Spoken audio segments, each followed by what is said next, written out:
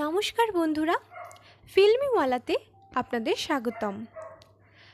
আজ আমরা শুরু করতে চলেছি আমাদের মুভি ফির আই হাসিনে দিলরুবার এক্সপ্লেনেশন। তো চলুন দেরি না করে শুরু করা যাক। তো গল্পের শুরুতেই দেখতে পাওয়া যায় আমাদের মুভির নায়িকা রানী, তিনি দৌড়তে দৌড়তে এক পুলিশ স্টেশনে আসেন। তিনি সেখানে সম্পূর্ণভাবে ভেজা অবস্থায় আসেন এবং তখন তার মাথা দিয়ে রক্ত ঝরছিল। তিনি এসে জানান তার স্বামী তাকে হত্যা করতে চায় এবং তারপরেই সিন শিফট হয় 2 মাস আগে, যেখানে দেখা যায় অভিমন্যু নামে একজন ব্যক্তি, তিনি রানীর বাড়িতে আসেন কারণ রানী যেখানে থাকেন সেই বাড়ির মালকিনের ডায়াবেটিস রয়েছে এবং সেই ডায়াবেটিসের চিকিৎসা করতেই অভিমন্যু প্রায়শই তার বাড়িতে আসে। তিনি সাথে করে টমেটো নিয়ে আসেন এবং যখন তিনি আসেন তখন রানী এবং অভিমন্যুর মধ্যে এক ধাক্কা লেগে যায় এবং যার ফলে সমস্ত টমেটো এবং রানীর হাতে থাকা 2 মেরি কুইন কমলা এবং বিমলা পড়ে যায় এবং রানীকে দেখে অভিমন্যু তখন গোলমাটোল প্রেমে হাবুডুবু খাচ্ছিলেন এবং রানী তাকে সেরকম পাত্তা না দিয়ে তার বিউটি পার্লারের উদ্দেশ্যে রওনা হয় এবং দেখতে পাওয়া যায় যে রানী যখন রওনা হয় তিনি তখন তার পুতুল মানে কমলা বিমলাকে বাড়িতেই ভুলে যান এবং সেটা দিতে অভিমন্যু ছুটতে ছুটতে প্রায় তার পার্লারের সামনে আসে এবং রানীকে সেই পুতুলগুলো দিয়ে তখন ওখানেই অপেক্ষা করতে থাকে। রানী তাকে দূর থেকে দেখে তার কাছে এসে বলে তিনি এখনও সেখানে অপেক্ষা করছেন, বৃষ্টি পড়ছেন, তিনি ভিজছেন এবং অভিমন্যু বলে যে ফ্রাইডেতে তিনি তাকে সিনেমা দেখতে নিয়ে যেতে চান এবং রানী তখন অভিমন্যুর সাথে কথা বলতে বলতে ঠিক তার নজর পড়ে আমাদের মুভির মেন হিরো ঋষু ভাইয়ার ওপর। হ্যাঁ, ঋষু ভাইয়া তিনি রানীর হাজবেন্ড, যিনি এখন গুপ্ত হয়ে রয়েছেন। দেখতে পাওয়া যায় যে রানী তখন ঋষু ভাইয়ার দিকে তাকিয়েই আমাদের অভিমন্যুকে হ্যাঁ বলে দেয় ফ্রাইডেতে মুভি দেখতে যাওয়ার জন্য এবং সিন শিফট হয় যেখানে আমরা ঋষু ভাইয়াকে দেখতে পাই এবং রানী এবং ঋষু ভাইয়ার সেই প্রেম আমরা আবার লক্ষ্য করতে পারি এবং পরের সিনে দেখতে পাওয়া যায় কিভাবে ঋষু ভাইয়া বাঁচতে সেই ইনসিডেন্ট থেকে নিজের হাত কেটে ফেলেছিল এবং সেই হাতে এখন প্রস্থেটিক মানে নকল হাত লাগিয়ে তিনি এখন ঘোরাফেরা করেন এবং কোনো রকমে তার দিন যাপন হয়। রানী এদিকে বিউটি পার্লারে আর ঋষু ভাইয়া কখনো ডেলিভারি বয়, কখনো ইলেকট্রিশিয়ান মানে কোনো ছোটোখাটো ইলেকট্রনিক্সের কাজকর্ম করেই দিন যাপন করছিল এবং তার পাশাপাশি খুবই জানাই অজানায় তারা প্রেমও করছিল। কিন্তু এইভাবে তারা দিন কাটাতে থাকে এবং যেখানে এখন ঋষু ভাইয়া আছে মানে যেই বাড়িতে রয়েছে সেটা পুনাম নামে একজন মেয়ের এবং সে সবসময় ঋষু ভাইয়াকে প্ররোচনা দিতে থাকে তার সাথে ইন্টিমেট হওয়ার, কিন্তু ঋষু ভাইয়া তাতে রাজি হয় না এবং দেখতে পাওয়া যায় যে সে কিভাবে ঋষু ভাইয়াকে ফোর্স করতে থাকে তার সাথে ইন্টিমেট হতে, কিন্তু ঋষু ভাইয়া তাকে বারে বারে ফিরিয়ে দেয় এবং পরের দিন দেখতে পাওয়া যায় যে ঋষু ভাইয়া এবং রানী দেখা করে এবং সেখানে তারা ব্লুটুথ ইয়ারপ্লাগের মাধ্যমে তারা কথা বলতে থাকে এবং তারা জানায় একে অপরকে তাদের প্ল্যানিং যে তারা আর কিছুদিন পরেই থাইল্যান্ডে শিফট হয়ে যেতে চান এবং কিভাবে তারা তার সেই প্ল্যানিং করছে এবং অপর সিনে দেখতে পাওয়া যায় ফ্রাইডেতে মুভি দেখতে যাওয়ার দিন কিভাবে আমাদের অভিমন্যু রেডি হচ্ছে, প্রস্তুতি নিচ্ছে সিনেমা দেখতে যাওয়ার এবং সেখানে সিনেমার প্রায় সব টিকিটই সে কিনে নেয় এবং একটি ফুলের তোড়া নিয়ে অপেক্ষা করতে থাকে আমাদের নায়িকা রানী কাশ্যপের জন্য। কিন্তু রানী তার হাজবেন্ড ঋষু ভাইয়ার সাথে কোয়ালিটি টাইম স্পেন্ড করতে থাকে এবং যখন রানী এবং ঋষু ভাইয়া তাদের সময় কাটাতে থাকে এবং এদিকে দেখতে পাওয়া যায় যে আমাদের কাহিনীর আরেক চরিত্র অভিমন্যু বৃষ্টিতে প্রায় ভিজে তিনি রানীর সাথে দেখা করতে আসেন এবং তাকে জিজ্ঞাসা করেন যে তিনি কেন আসেননি।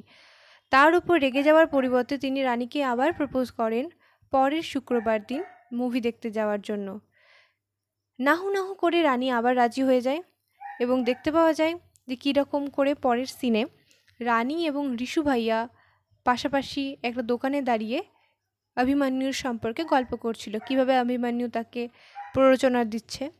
ইতিমধ্যে রানীর ব্যাগ চুরি হয়ে যায়। এক পকেটমার রানীর ব্যাগ নিয়ে দৌড় মারে এবং তার পিছনে যখন ঋষু ভাইয়া দৌড়তে থাকে, তাকে ধাওয়া করতে থাকে, সে সামনে পড়ে যায় এক পুলিশ ভ্যানের এবং সেই পুলিশের কেউই নন, কিশোরজি। ইয়েস, ইন্সপেক্টর কিশোর, যার ভয়ে রানী এবং ঋষু ভাইয়া আজ পলাতক। এবং সেখান থেকে ঋষু ভাইয়া কোনো রকমে পালিয়ে যায় এবং রানী যখন ইন্সপেক্টর কিশোরকে দেখতে পায়, সেও সেখান থেকে পালিয়ে যায়। এবং পরবর্তী সিনে দেখতে পাওয়া যায় রানী তার বাড়িতে ফিরে এসে সে ভয় পেতে থাকে এবং তার চোখে মুখে জল দিতে থাকে।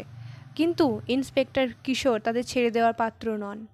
তিনি বাড়িতে পৌঁছে যান রানীর ব্যাগ নিয়ে এবং তিনি রানীকে ভয় দেখাতে থাকেন এবং রানীর মুখ থেকে কথা বের করার চেষ্টা করতে থাকেন।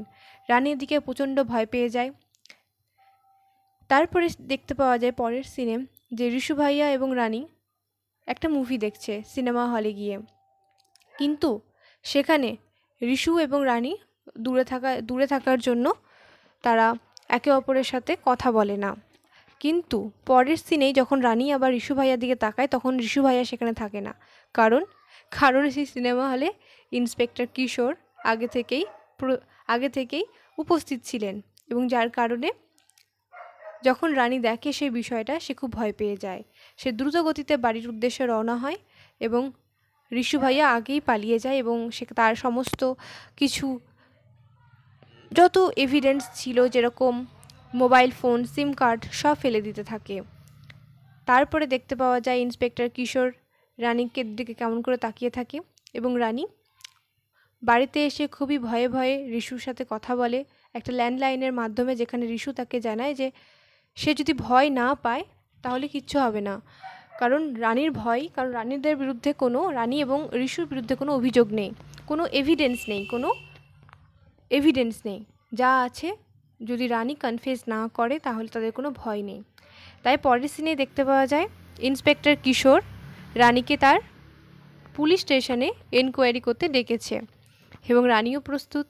কিন্তু পরের সিনে দেখতে পাওয়া যায় ইন্সপেক্টর কিশোরের পরিবর্তে আরেকজন ইন্সপেক্টরকে, যিনি রানীর ইন্টারোগেশন স্টার্ট করেন এবং তার পরিচয় দেন মন্টু কাকা বলে। কারণ মন্টু কাকার কেউই নন, ঋষুর যে কাজিন ভাই নীলের নিজের কাকা।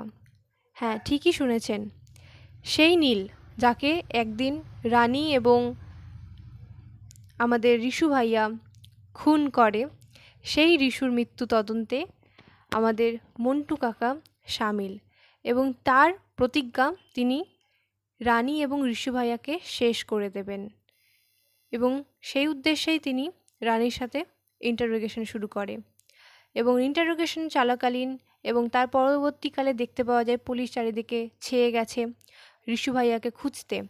ঋষু এদিক ওদিক লুকিয়ে বেড়ায়। একদিন সে দেখতে পায় যে সে যেই ট্রাভেল এজেন্সির মাধ্যমে থাইল্যান্ডে যেতে চায়, যার প্ল্যানিং রানী এবং ঋষু ভাইয়া অনেকদিন থেকেই করছে, তার জন্য অনেক টাকা পয়সা তারা সঞ্চয় করছে, সেই ট্রাভেল এজেন্সি যে চালায় তাকে পুলিশ ধরে নিয়ে যায় এবং তারা জানতে পারে তাদের সমস্ত টাকা জলে চলে গেল। তারপরের সিনে দেখতে পাওয়া যায় পুলিশ খোঁজ করতে করতে আমাদের ঋষু ভাইয়ার মাকান মালকিন পুনামের কাছে এসে পৌঁছয়। পুনাম রীতিমতো প্রথমে দেখে একটু ঘাবড়ে গেলেও পরে ঋষু ভাইয়ার ছবি দেখার পরে বলে যে আমি একটু ভিতর থেকে আসি এবং সেখানে সে ওপরে এসে আমাদের ঋষু ভাইয়াকে ব্ল্যাকমেল করতে থাকে।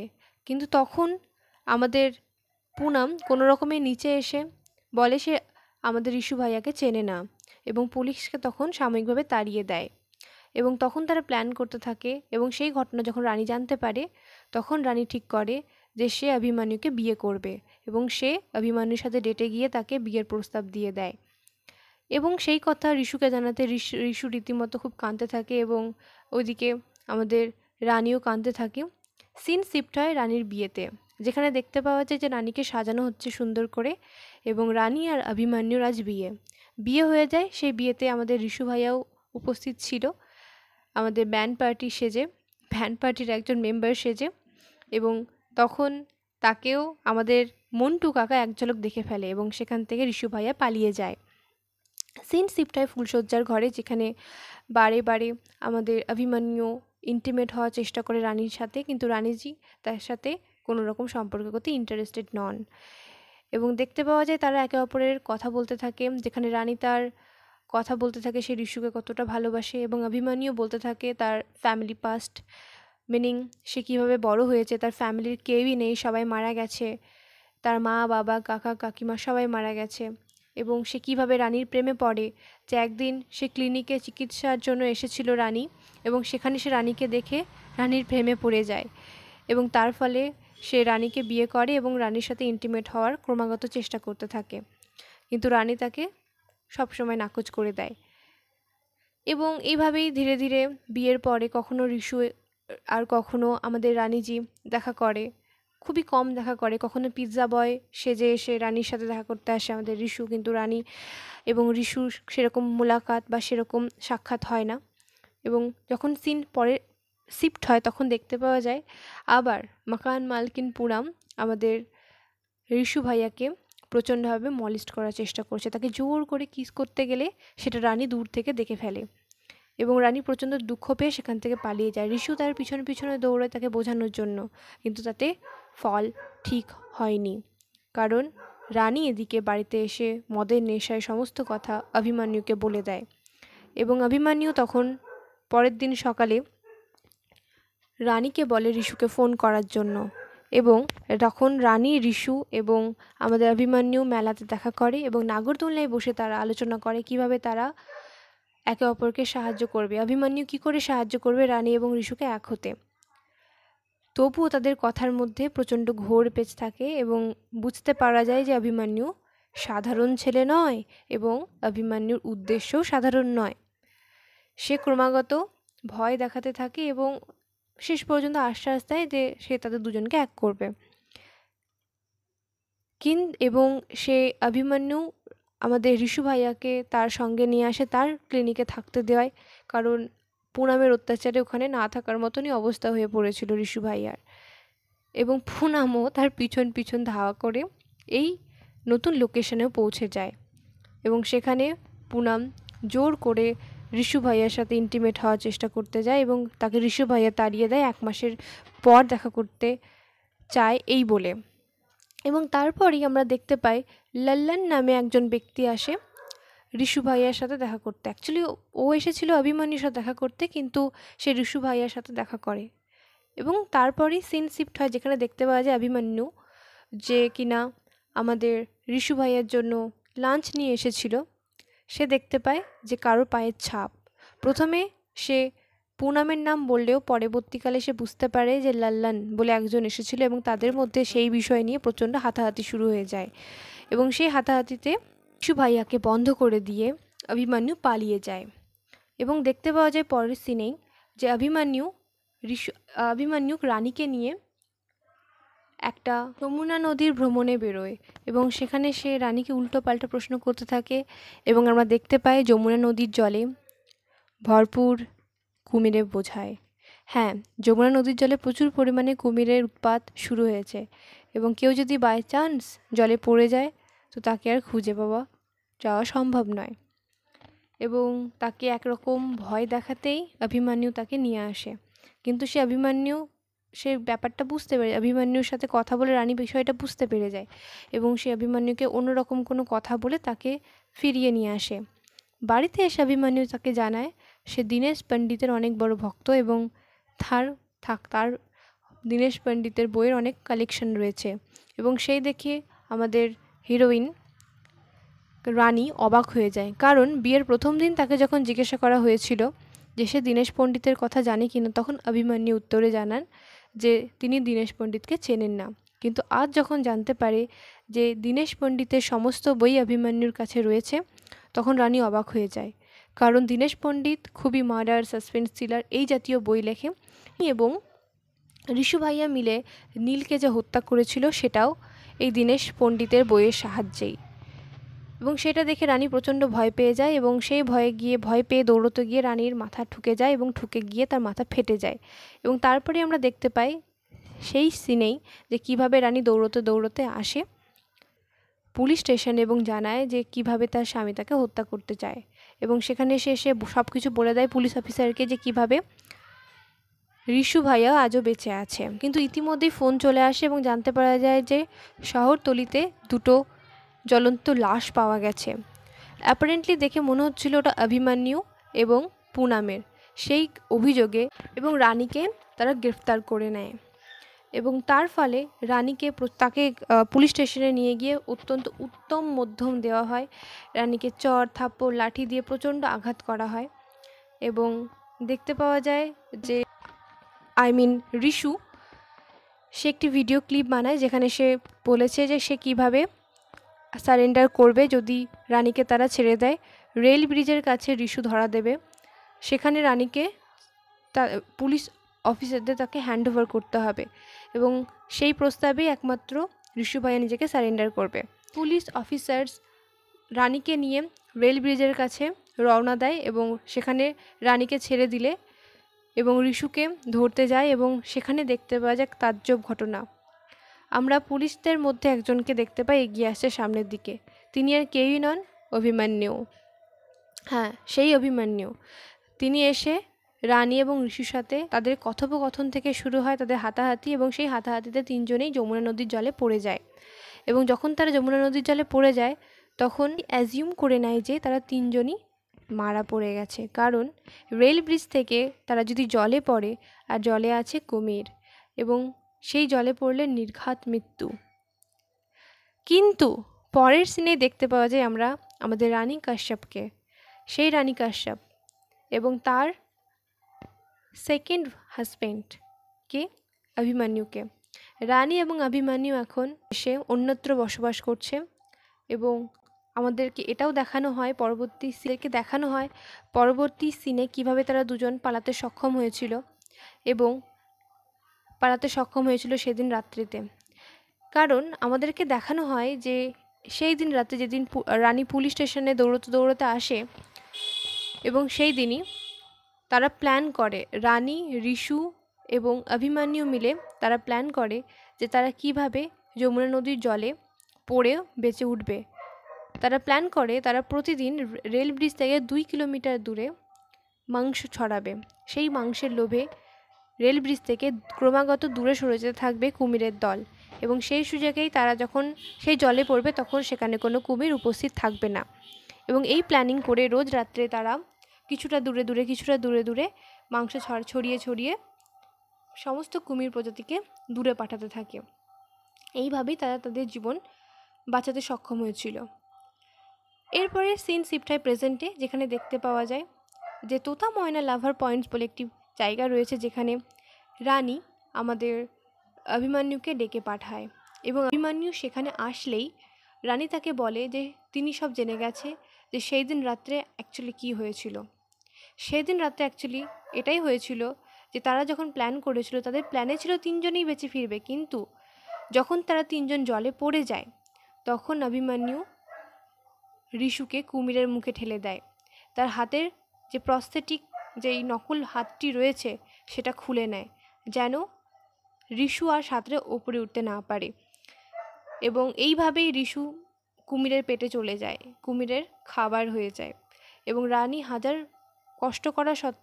চেষ্টা করা সত্ত্বেও কিছুতেই রিশুকে বাঁচাতে পারে না, এবং রানী আর অভিমন্যু সেই ইনসিডেন্টের পর বা সেই ঘটনার পর বেঁচে ওঠে।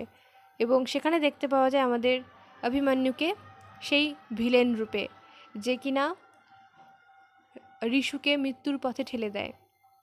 এবং সেই কথা জানতে পেরে রানী আজ নিজের প্রাণ দিতে চলেছে এবং সে অভিমন্যুকে কনফ্রন্ট করে, অভিমন্যুর সাথে মুখোমুখি হয়ে বলে যে সে যদি রিশুর না হতে পারে সে আর কারোর হবে না। এবং সেখান থেকে রানী ঝাঁপ দেয় জলে, এবং সে যখন জলে পড়ে যায় এবং তখন পুলিশ এসে গ্রেপ্তার করে আমার অভিমন্যুকে। অভিমন্যু তখন হাসতে থাকে এবং বলতে থাকে যে অ্যাকচুয়ালি প্ল্যান কী ছিল। আমরা তখন জানতে পারি যে সেই জলে আমাদের নায়ক, আমাদের ঋষু ভাইয়া তখনও মরেনি, আমাদের ঋষু ভাইয়া তখনও জীবিত রয়েছে। ঋষু ভাইয়া তার প্রস্থেটিক হাত দিয়ে কুমিরকে আঘাত করে কুমিরকে মেরে ফেলে এবং রানীর সাথে সে দেখা করে সেই সম্পর্কে জানায় এবং রানী তখন এই জলে ঝাঁপ দিয়ে নিজেকে বাঁচিয়ে তোলে এবং আমরা শেষে দেখতে পাই কিভাবে রানী এবং ঋষু ভাইয়া আবার পুনর্মিলন ঘটেছে এক অনুষ্ঠানের মধ্যে দিয়ে। এবং আমাদের গল্প শেষ হয় এভাবে, যখন মন্টু চাচা বা মন্টু কাকা যাই বলি জিজ্ঞাসা করে আমাদের অভিমন্যুকে যে দীনেশ পণ্ডিত তার বাবা হন, এবং সেই কথার উত্তরে অভিমন্যু অত্যন্ত চমকে যায়। আমাদের গল্প এখানেই শেষ হলো। নিশ্চয়ই বলবেন, অনুগ্রহ করে বলবেন যে কেমন লাগলো। যদি ভালো লেগে থাকে তাহলে প্লিজ সাবস্ক্রাইব করবেন, লাইক করবেন এবং কমেন্ট করবেন। ধন্যবাদ।